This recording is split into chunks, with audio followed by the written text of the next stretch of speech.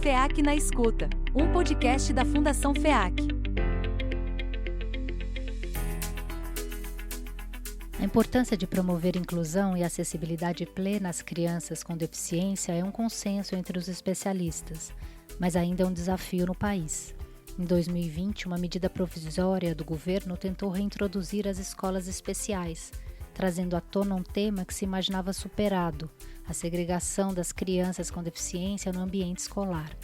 A medida foi julgada inconstitucional pelo Supremo Tribunal Federal e finalmente revogada no último dia 1º de janeiro para alívio dos setores que defendem uma educação inclusiva. Ser uma escola inclusiva, no entanto, vai além do ato de inserir uma criança com deficiência na sala de aula. Os aspectos físicos e comunicacionais devem ser estudados e, se for o caso, adaptados para garantir o pleno acesso do aluno. Para discutir o tema, o podcast FEAC na Escuta conversou com a neuropsicopedagoga Letícia Mello, especialista em autismo e desenvolvimento infantil, e com a jornalista e escritora Cláudia Werneck, fundadora da organização não-governamental Escola de Gente, que há 20 anos atua colocando a comunicação a serviço da inclusão na sociedade. Cláudia Werneck é hoje uma referência em acessibilidade no país. Ela atua há mais de 30 anos como ativista e defensora dos direitos das pessoas com deficiência e em situação de vulnerabilidade social. Ela criou em 2002, no Rio de Janeiro, a Escola de Gente, que desenvolve metodologias e programas que auxiliam famílias e promove práticas acessíveis e inclusivas. Ela nos conta um pouco do início dessa história. Eu tinha mais de uma década de carreira, já tinha recebido prêmios, mas eu tinha uma visão reduzida da humanidade, um modo muito ainda pequeno de olhar em volta de mim. Eu fazia matérias sobre amamentação, mas nunca imaginava que esse bebê, nas dicas que eu dava para as mães, que esse bebê fosse cego, que esse bebê não conseguisse mamar por causa de uma hipotonia grave, ou que essa mãe não tivesse braços. Ou seja, eu tinha um conjunto humanidade dentro de mim muito pequenininho, muito infantil. E era em cima desse conjunto humanidade que eu trabalhava, como eu poderia ser uma boa jornalista com essa percepção deturpada da humanidade. E isso mexeu tanto comigo e mexe até hoje. Eu acabei escrevendo a minha matéria, ganhei prêmio da Associação Médica Brasileira com essa matéria sobre síndrome de Down, que tinha um aspecto muito importante que até hoje ele é inovador. A matéria dizia, era Arthur, a história de uma criança feliz. E eu digo que é inovador porque ainda hoje, para muitas pessoas, quem tem deficiência não pode ser feliz. Não pode ser feliz quem tem deficiência na cabeça de quem não tem deficiência. Isso é uma outra grande distorção. Depois da matéria, eu recebi 3.000 cartas e resolvi escrever o primeiro livro sobre síndrome de Down no Brasil, Muito Prazer Existe. E aí, para encurtar essa história que é muito grande, isso foi em 1992, 30 anos atrás, eu acabei pegando da síndrome de Down, passei para estudar deficiência intelectual, depois deficiência geral, depois cheguei ao conceito de inclusão e peguei o conceito de inclusão com foco na deficiência e na pobreza e ofereci para as discussões de políticas públicas e criei essa expressão de política pública inclusiva, que é aquela que garante direitos humanos a crianças com e sem deficiência, desde a infância, especialmente para aquelas que vivem em regiões empobrecidas. Cláudia fala da importância da juventude como agente formador de uma sociedade mais inclusiva. Comecei a fazer cruzamento do tema inclusão, deficiência e infância, inclusão, deficiência e juventude, inclusão, deficiência e educação, inclusão, deficiência e saúde, orçamento público, controle social. E quando chegou em 2000, eu estava tão cansada, eu falei, nossa, como é que eu vou aproveitar os próximos anos da minha vida? Eu tinha 40 anos, mais ou menos, 40 e poucos anos, e eu queria potencializar tudo que eu já havia escrito nos meus livros. Foi então que eu decidi criar uma ONG, a Escola de Gente, Comunicação e Inclusão, que vai completar 21 anos em abril do ano que vem, que é uma referência nacional e internacional em comunicação inclusiva. Sim, porque eu criei uma organização para formar jovens com uma mentalidade inclusiva e com a prática da inclusão. Agora, toda a nossa força vem da minha força, que é a comunicação. Então, nós temos um modo, uma percepção muito diferenciada de tratar do tema inclusão e de tratar do tema deficiência. E como eu já era uma especialista em infância, todo o meu percurso é de perceber, tristemente, que ainda hoje as políticas para a infância, de infância, especialistas que lutam para a garantia de mais direitos, para que o ECA seja efetivamente, totalmente implementado, ainda deixam muito de lado algumas crianças que consideram, não como tendo direito ao planeta, mas sim como órbita, que geralmente são as crianças com deficiência. Tá, a Escola de Gente, nós incessantemente buscamos estratégias para formar pessoas com essa pegada, essa vibe, essa mirada de inclusão conceitual e prática. E sempre tem que começar pela infância, porque a infância, ela é o principal sujeito de direitos do planeta, e tudo nasce na infância, tudo nasce na escola. E se nós não trabalharmos a questão da inclusão, da educação inclusiva, como direito de toda e qualquer criança, de estar numa escola que é inclusiva, que para nós não é a escola que tem crianças com deficiência. A educação inclusiva para nós é aquela escola que é de qualidade para toda criança que tem o direito de lá estar. Então, não importa como é essa criança, ela tem o direito de estudar junto com seus irmãos, com as suas irmãs, com as crianças da vizinhança, e essa escola tem que dar conta das crianças que existem na vizinhança e ser uma escola de qualidade para toda e qualquer criança. Então, a educação inclusiva é um ponto muito importante para a Escola de Gente. Nós acreditamos que ela é a base de uma participação democrática. Sabemos que só há inclusão com democracia, que só há democracia verdadeira com inclusão, e que tudo começa na escola. Entretanto, a escola brasileira tinha leis muito importantes, tínhamos políticas muito importantes, que sofreram assim um atropelamento nos últimos 4 anos, mas que, felizmente, agora vamos retomar, inclusive a política de educação especial na perspectiva inclusiva, que é uma política muito bem feita e que considera todos esses pontos de educação inclusiva. Então, para resumir o que a Escola de Gente faz na área da infância, nós temos uma definição que é assim: a Escola de Gente faz da comunicação acessível sua principal estratégia, da juventude seu principal agente de transformação, dos direitos humanos seu território, da infância seu principal público beneficiário. Essa nossa principal estratégia é pegar adolescentes e jovens que vão ser pais e mães daqui a alguns anos, que vão ser os pediatras recém-formados de plantão, que vão ser os dentistas recém-formados de plantão, que vão ser as professoras que vão estar nas creches, que vão estar na educação infantil, essas pessoas que, de um jeito ou de outro, vão imediatamente ter contato com a infância, porque vão tomar decisões importantes onde trabalham, direto ou indiretamente, vão ter seus próprios filhos, têm sobrinhos, os irmãos estão tendo filhas, as irmãs, os amigos. Então, a juventude é um agente muito importante e nós formamos jovens para uma sociedade inclusiva, para que eles possam formar a geração que chega até eles ou que vem deles. Então, nós temos um entendimento muito claro, por isso ficamos no Conselho Nacional de Juventude, representando a cadeira de jovens com deficiência, de 2005 até 2021.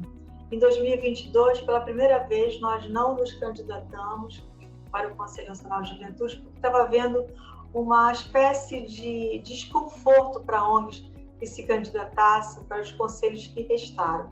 Não nos afastamos, mas pretendemos voltar. As crianças têm de ser percebidas como principal sujeito de direitos das sociedades humanas, enfatiza Cláudia.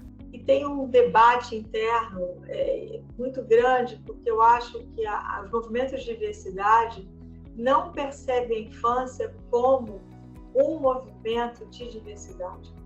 Nada é mais definido como grupo capaz de ser discriminado e violado em seus direitos como a infância.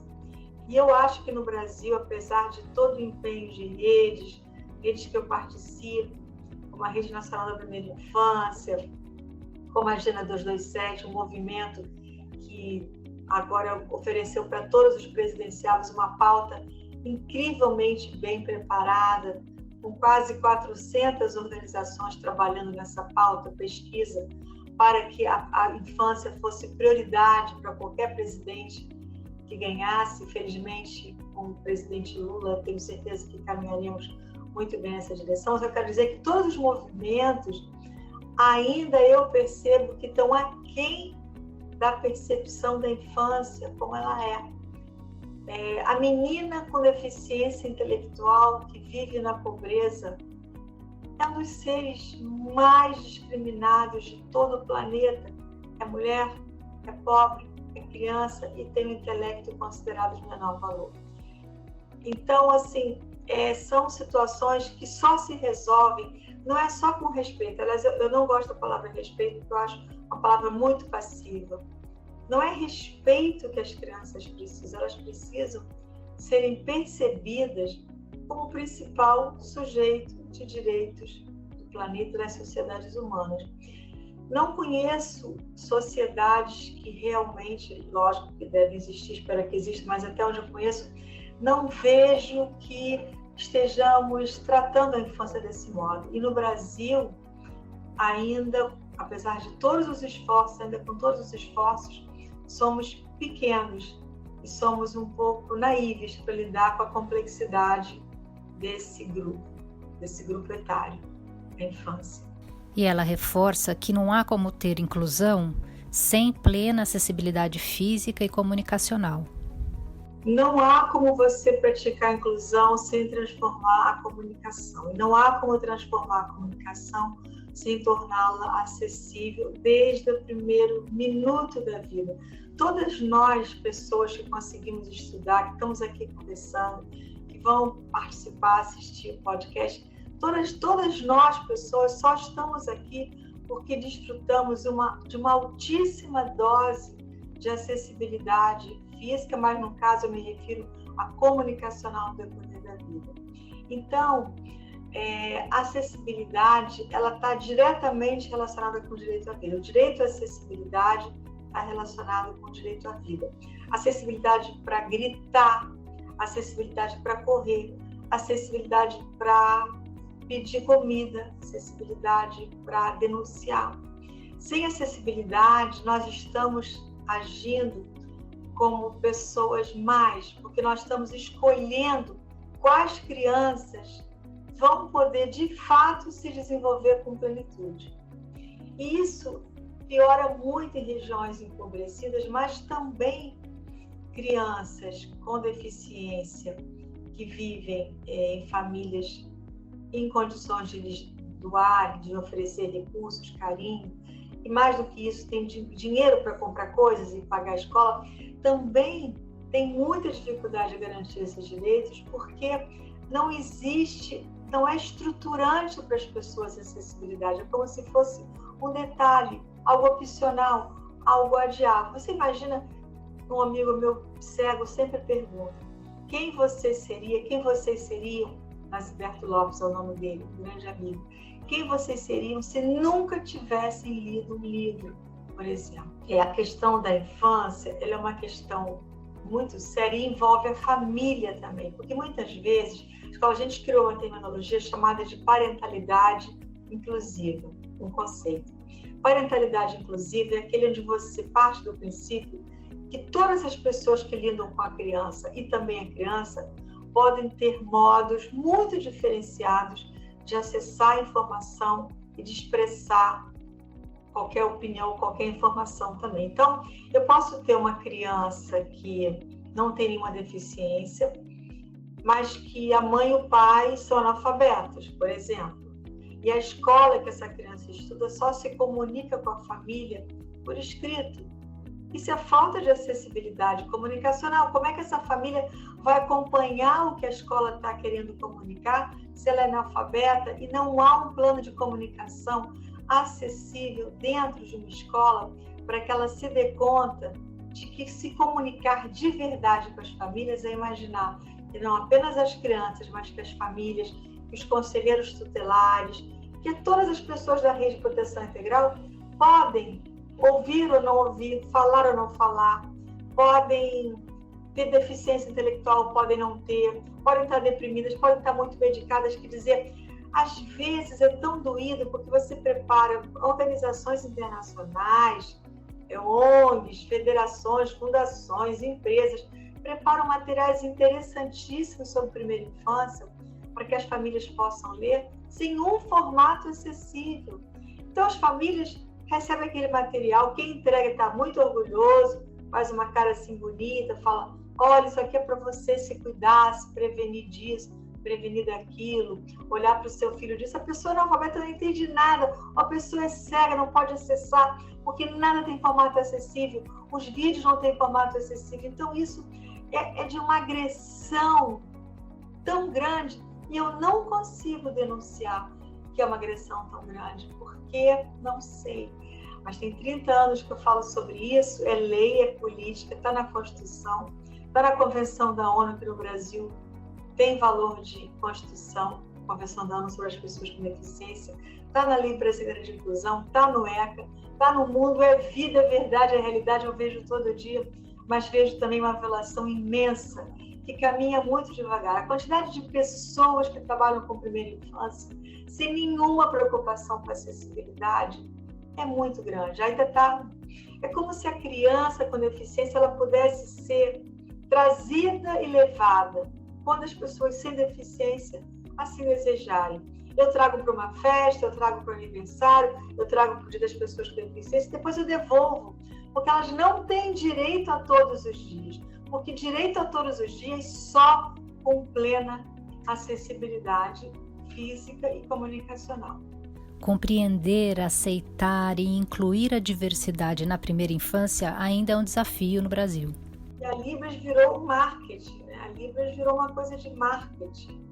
A Libras pura, inclusive, você esquece, não considera as crianças cujas famílias não querem que elas aprendam Libras. Que eu acho que todas deveriam aprender, mas tem famílias que acham que principalmente famílias de classe média alta, que acham que a Libras estigmatiza a criança e optam por um implante, por uma leitura labial, por ensinar a criança a falar, o que é possível com muito esforço, é uma situação cara, delicada, facilitada hoje pelos implantes, mas o fato é que se eu estou falando de criança surda, eu tenho que falar de todas as crianças surdas, e a Libras só contempla uma parte das crianças surdas, e isso é ignorado também. E também, do mesmo modo, existe disputa entre famílias que são surdas, que usam Libras, e famílias que têm pessoas com deficiência auditiva, e que são surdas oralizadas, surdos que ouvem, surdos implantados.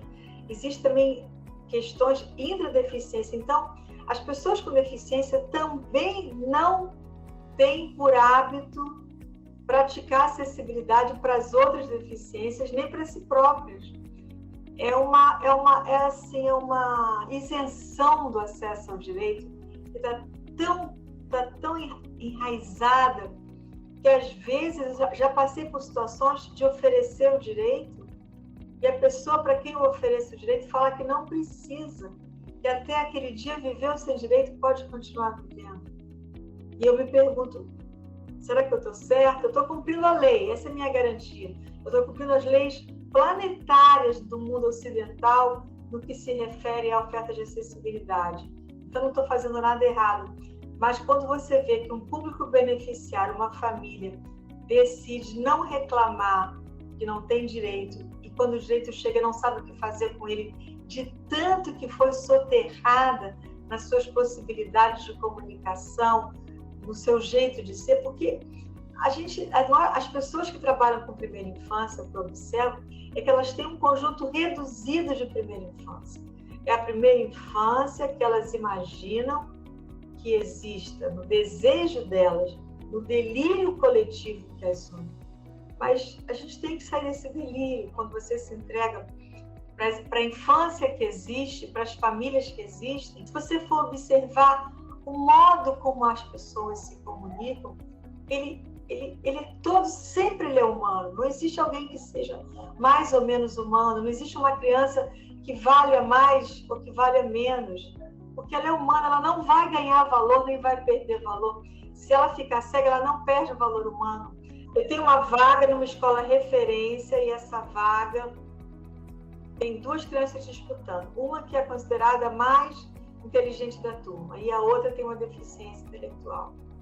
As duas estão concorrendo à vaga, mas num pensamento não inclusivo, é lógico que a vaga tem que ir para a mais inteligente, porque ela vai gerar retorno para a nação, ela vai, lógico, nossa, no ponto de vista da inclusão, não, as duas crianças estão concorrendo à vaga e as duas são importantes para a nação, porque inclusão é sistema, não dá para a gente, de modo algum, imaginar o futuro de uma pessoa no sistema, porque vai depender do sistema. Rejeito profundamente políticas públicas para a infância que escolhem e segregam crianças, enfatiza Cláudia. A inclusão é um sistema único. Quando uma criança, porque não tem livro acessível, porque a maioria dos livros é editado sem nenhuma acessibilidade, né? Então, uma criança cega não tem acesso a um livro, a um conteúdo, não deixa de ter acesso às histórias acessadas pela sua geração, quem perde não é só essa criança cega, quem perde é toda a sua geração. Porque num sistema, quando alguma coisa é bloqueada, o sistema todo perde, fica desconectado, fica mais lento, perde o valor, perde o sentido. Então, nunca a inclusão é para um grupo, a inclusão é para o sistema humano, que deve ser a base do sistema social. Só que o sistema social, o sistema educacional, o sistema cultural, eles não olham para todos os modos humanos das pessoas existirem. Toda a razão disso, para mim, é a dificuldade que nós temos de entender o que é diversidade, porque a gente diz que gosta de diversidade, mas já pensando em como vai mudar a diversidade, para ela se aproximar um pouquinho desse delírio coletivo que eu digo, que é um delírio que nos faz arrogante, o que nos diz equivocadamente que nós podemos sim escolher seres humanos e ver até onde aceitamos a diversidade humana nas outras pessoas, porque não existe inclusão sem acessibilidade. Não existe, assim como não existe sustentabilidade sem inclusão. Eu rejeito profundamente políticas públicas para a infância que ainda, no modo antigo, ingênuo, equivocado, secular, escolhem crianças com as quais vão trabalhar e criam projetos especiais. Não existem projetos especiais com criança, não existem projetos para crianças com deficiência. Existem projetos de cultura, de educação, de esporte, que têm que dar conta dos seres que existem, das crianças que existem. Cláudia afirma que a pandemia fez com que toda a sociedade vivesse um pouco do isolamento e da dor que as crianças com deficiência e outras pessoas com deficiência começam a sentir desde muito pequenas. O aprendizado ele só se dá na convivência, na busca de soluções inéditas para pequenos, médios e grandes dilemas do dia a dia. Isso só existe com a convivência e com a oferta de acessibilidade. Só a convivência, para mim, não basta, porque a convivência, a criança pode estar lá do seu lado, muito diferente de você, uma criança cega, uma criança surda, e você tratá-la como um detalhe da natureza, como alguém que está ali, por favor. Então, é muito comum as pessoas falam, na escola do meu filho tem uma criança com autismo, e aí, você sabe que ela é, nossa, todo mundo gosta tanto dela, nas festas de aniversário ela é convidada. Eu falei, bom, mas eu nem entendo o que você quer dizer com isso, porque não seria convidado? Por que transformar em festa alguma coisa que é natural? Por que cristalizar essa forma de discriminar o contrário, que é o elogio excessivo, é chamar de especial, é dar uma condição assim tão maravilhosa que deixa de ser sujeito de direitos? É preciso, por isso que eu defendo a escola inclusiva, no sentido de que ela tem convivência, tem participação, tem comunicação acessível e tem equiparação de oportunidades no acesso à informação e no acesso a expressar opinião. A criança com deficiência, a família, a avó, uma avó na pandemia, nós vimos muito isso. Quantas crianças criadas com a avó não tinha internet em casa, morando em periferia, não tinha internet de banda larga, não tinha nada em casa, não tinha como ir à rua para estudar porque estava preso na pandemia. e não tinha acessibilidade quando conseguia uma conexão. Como que essas crianças eram protegidas por suas famílias? Como que elas poderiam continuar acompanhando a escola se elas estavam alijadas dos processos? Isso aconteceu no virtual, onde eu acho que durante a pandemia pessoas com deficiência viveram a maior exclusão de suas histórias, e aí nós que ficamos presos e presas em casa, sem poder sair, entendemos talvez, espero que sim, o que é você não poder sair de casa porque não tem acessibilidade, ou não poder sair de casa para a escola porque a escola não te quer, ou não poder ir ao teatro, ao cinema, lugar nenhum, porque nada tem acessibilidade física. Então, a gente sofreu esse isolamento que nos deixou tão desesperados, que é o isolamento e a dor que as pessoas com deficiência sentem todo dia, que as crianças começam a sentir desde muito pequenas também, quando não há preocupação de oferta, de acessibilidade e inclusão. Então, a convivência é a base de tudo, mas ela não resolve as questões da inclusão. Ela é a estrutura que faz você se mover, acordar. E pessoas com deficiência também precisam acordar, porque também foram criadas num mundo onde discriminar é um hábito tão bem arraigado, uma prática, um jogo tão bem jogado, que dá até prazer discriminar. As pessoas discriminam sem desejar, amam e discriminam. Tem várias histórias. Uma vez um adolescente contou para mim que na casa dele, o pai, quando ele era cadeirante, ele é cadeirante e o irmão não era, os dois da mesma idade. E o pai falava assim: então vamos sair, quero passar, dá licença. Ele falava: quero passar, dá licença, mas não empurrava o irmão que não usava cadeira de rodas. Mas o que tinha cadeira de rodas, ele botava a mão na cadeira e tirava. Então a gente sabe que isso prova que o pai não empurra o filho que não está na cadeira de rodas. Empurrar é uma forma um pouco exagerada de falar, mas é para mostrar a ideia, mas ele empurra da cadeira de rodas. Então isso é uma forma diferente de considerar o espaço da pessoa com deficiência dentro da sua própria casa, quando ela ainda é criança, como se o tempo dela e o corpo dela estivessem mais disponíveis para a família toda, quando não está. Na visão de Cláudia, a ideia de superação, que é tão falada e valorizada na sociedade, é errada e antiga.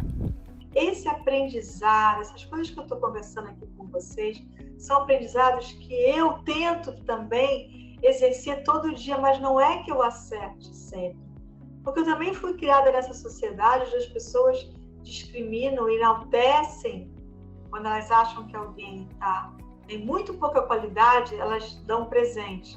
Por isso que tem tantas coisas erradas, assim, no dia mesmo, nas Olimpíadas, todo mundo fala da superação. Superar, as pessoas com deficiência não têm que superar nada, elas podem não querer superar nada e tem o mesmo valor daquelas que superam e se tornam atletas. Então, é uma prova, tem que toda hora provar alguma coisa que é melhor, que supera a deficiência. Não tem que superar para ter valor, não tem que ser um herói, uma heroína para ter valor, nada disso.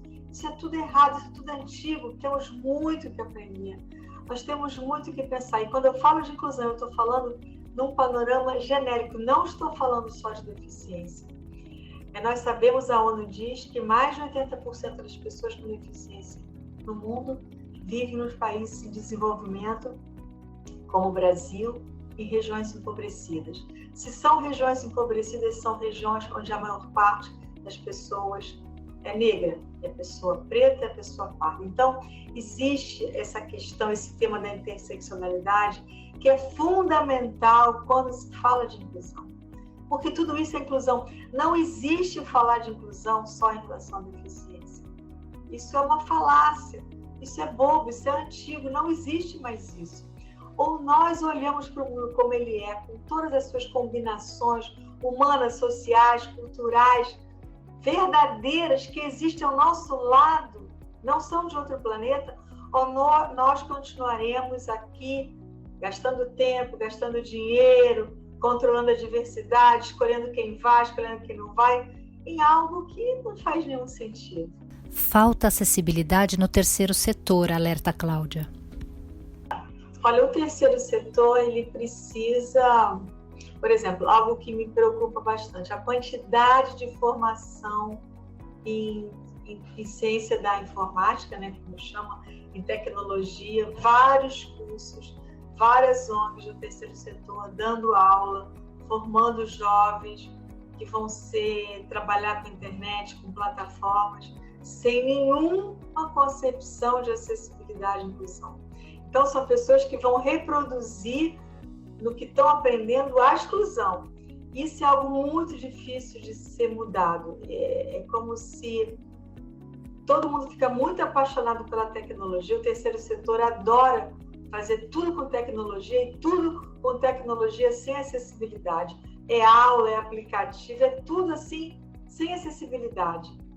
E eu acho, então, esse é um exemplo bem típico para mim. O terceiro setor tem que parar de escolher pessoas. Ele pode escolher projeto, estratégia, ele pode fazer o que ele quiser, mas ele não pode escolher, ele não pode, por exemplo, fazer um projeto na pobreza e escolher que a reunião vai ser num lugar alto, sem acessibilidade.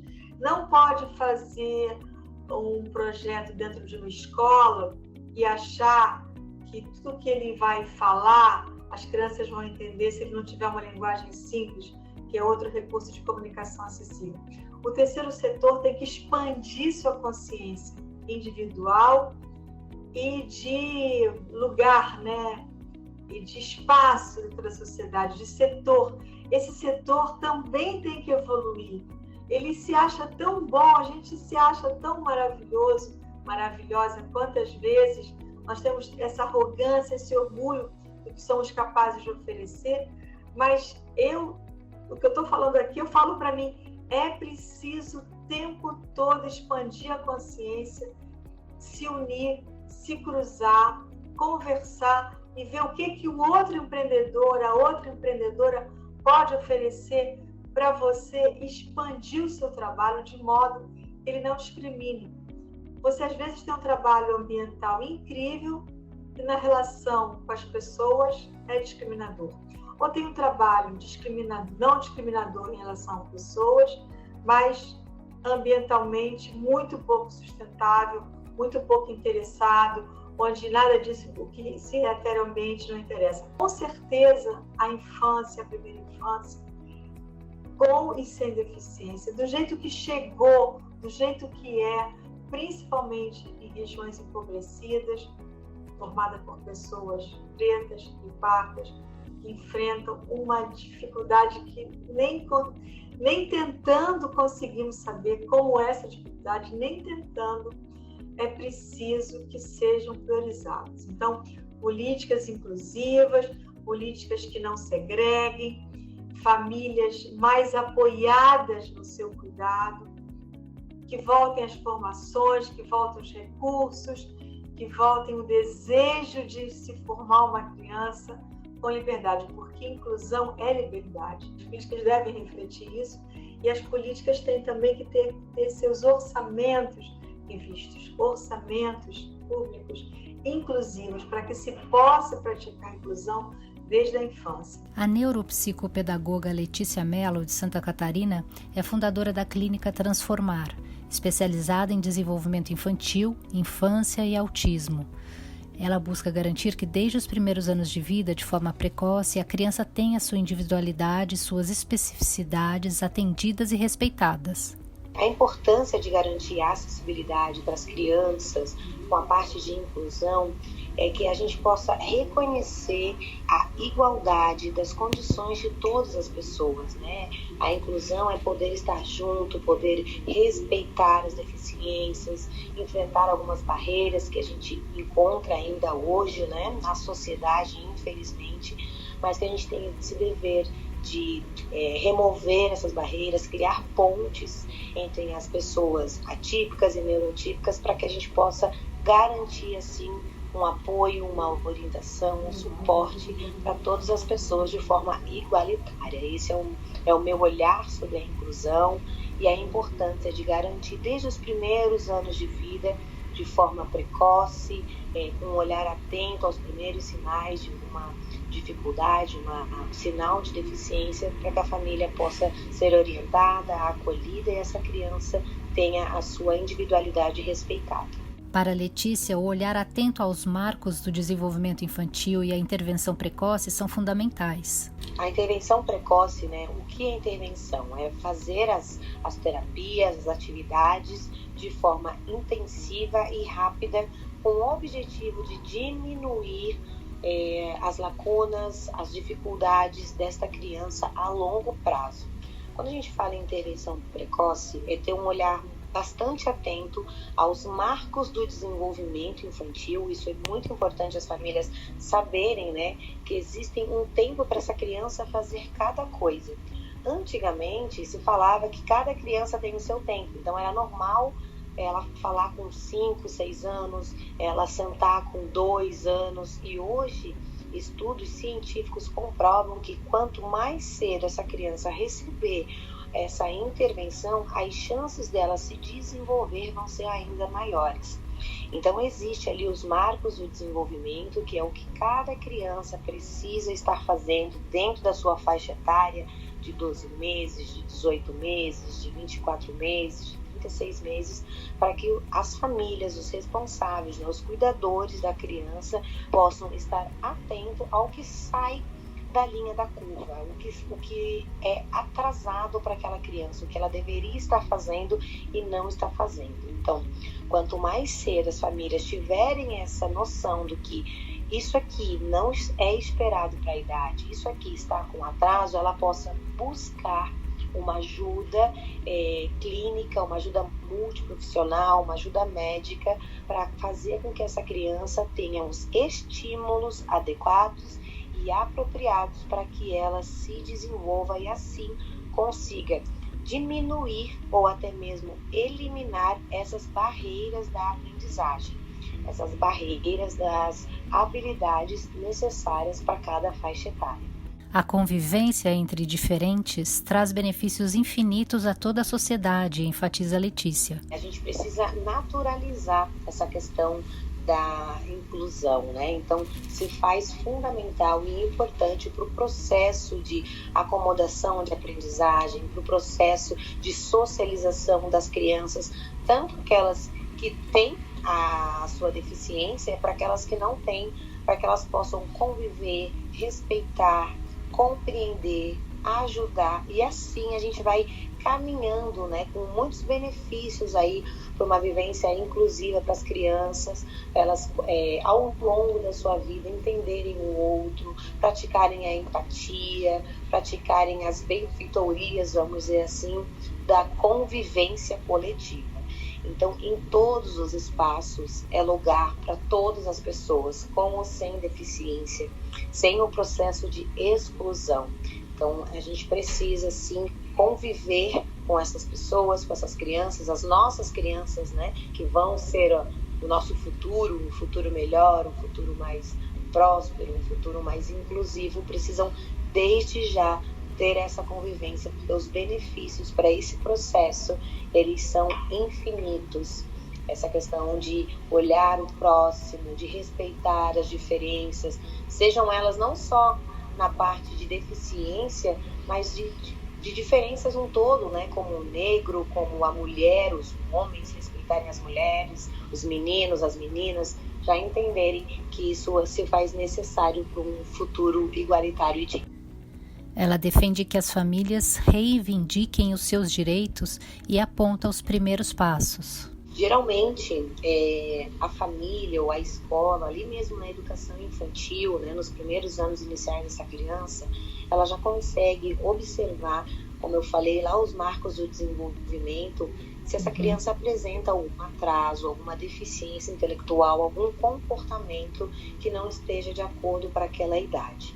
Quando isso acontece, a escola tem que acolher essa família, conversar com essa família, com esse pai, com essa mãe, com esse responsável e fazer os encaminhamentos, seja para uma equipe multidisciplinar, seja para um médico neuropediatra, para a partir disso ir ver essas questões de um laudo, porque o laudo é o que garante para essa criança dentro do ambiente escolar, as questões de direito ao segundo professor, direito a uma adaptação curricular, direito a questões legais mesmo que essa criança tem ao longo da vida dela. Então, o pai e a mãe precisam garantir o desenvolvimento dessa criança com os direitos dela, né? Com esse laudo, com essa busca por essa igualdade. Infelizmente, hoje ainda existem casos de escolas que negam a matrícula, não explicitamente,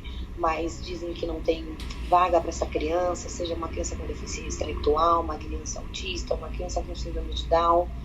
Então, quanto mais famílias forem buscar os seus direitos, quanto mais famílias fizerem barulho, assim eu digo, mais fácil e melhor as políticas públicas para as pessoas com deficiência vão ser construídas, vão ser respeitadas. A primeira coisa seria o medo ali, a aceitação de receber o diagnóstico de um filho idealizado para aquele filho real. E também o medo do novo, de não saber como vai ser a terapia, como vai ser o desenvolvimento do filho, será que aquelas expectativas que nós, pais e mães, tínhamos vão se realizar? Então essa é uma dos medos, dos anseios da família. E a outra questão é o processo realmente de como o meu filho será tratado pela sociedade. Posso dizer que meu filho tem uma deficiência intelectual? Será que os amiguinhos da escola vão entender? Será que a escola vai entender, aceitar, respeitar e incluir o meu filho? Então eu vejo que essas são algumas das dificuldades, dos medos, dos anseios de muitos pais e familiares com crianças com deficiência. Eu falo crianças porque é o meu público, né?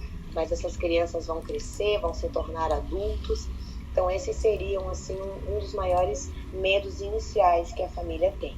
E que a gente aqui na clínica faz todo um processo de conscientização dessa escola, a gente conversa com a família, a gente une os pais de bastante conhecimento, de bastante informação, deixando eles potentes para poder levar todo esse nosso amor pela inclusão e pelo conhecimento para a sociedade, para onde eles forem. Como Cláudia, Letícia acredita que o avanço passa pela implementação das políticas públicas e ampliação de autonomia e direitos desde a primeira infância. Eu acredito que, tenho certeza que com muitas políticas públicas voltadas para a inclusão, a gente já tem bastante dados assim, de que com o passar dos anos há uma melhora, há uma ampliação, né, nessas convenções, nesses direitos das pessoas com deficiência. Porém, a gente ainda tem muito o que fazer, existem muitas famílias para serem conscientizadas, não somente aquelas que têm o filho com deficiência, mas sim toda a população. A gente diz que o direito dos autistas, os direitos das pessoas com deficiência é garantir que eles venham e vão aonde eles quiserem, quando eles quiserem, como eles quiserem, que eles não fiquem mais escondidos em casa, trancados em quartos escuros, porque a gente tem um grande índice de adolescentes, adultos com deficiência, com depressão, porque muitos acabam sendo excluídos, não tendo um apoio. Então, o cenário do Brasil hoje, ele se caminha por um cenário cada vez mais inclusivo, mais respeitoso, mas que a gente possa, enquanto cidadão, respeitar e incluir. Este foi o FEAC na Escuta. Para mais informações, visite www.feac.org.br.